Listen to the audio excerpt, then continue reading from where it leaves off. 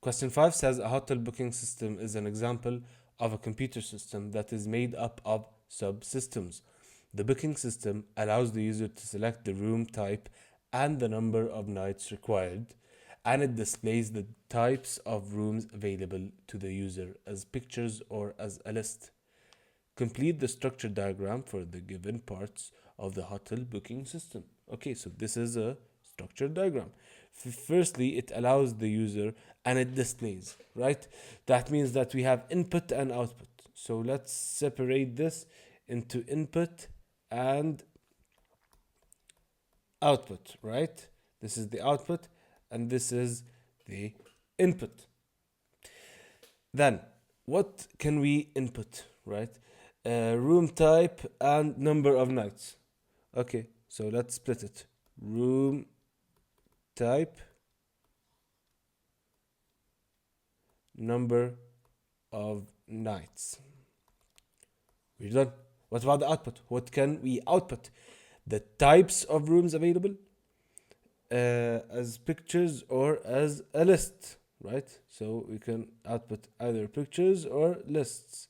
So pics or lists. We're done. This is the entire structure diagram. 4 marks.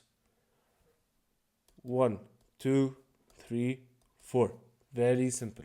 Very simple. Okay. Now for question 6. A check digit is one method to validate a 5-digit number. The check digit for a 5-digit number is calculated as follows. Each digit is multiplied by its position. The first digit on the left is in position 1. The result of each multiplication is totaled. Alright, this statement is used to calculate the check digit. If the result of the mod function is 10, the check digit is x. For example, the calculation of the check digit for the 5-digit number 30475 is as follows. Multiply each digit by its position and the total results. Calculate the check digit with this statement, right? The check digit for this number is 2. The pseudocode algorithm should calculate and output the check digit of a 5-digit number. So we need to identify the line numbers of the 4 errors in the pseudocode and suggest a correction for each error. So let's go back to the code. So firstly, declare total is integer, right? The total must be integer. Declare digit integer, the digit must be integer. Declare check digit is character. That's wrong. Check digit must be an integer, right? Check must be an integer, right? That's the first error, because if check digit is a character, then we cannot use it for any arithmetical operations. Okay, total is set to 0, that's right. And then for count from 1 to 10, that's wrong because it's a 5-digit number. You must loop 5 times, not 10 times, right? And then output, please enter digit count, that's correct. Input digit, and then we calculate the total. However, the total is equal to the total plus digit multiplied by the count, right? We use multiplication here, not division, right? We use multiplication, as you can see. So here it's multiplication, not division. Next, count, and then check digit is mod, which is the statement that they told us about. That's correct. And then f check digit is equal to 10. Then we output the check digit is x, right? And then else output the check digit is count. That is wrong because we need to output the check digit, not count, right?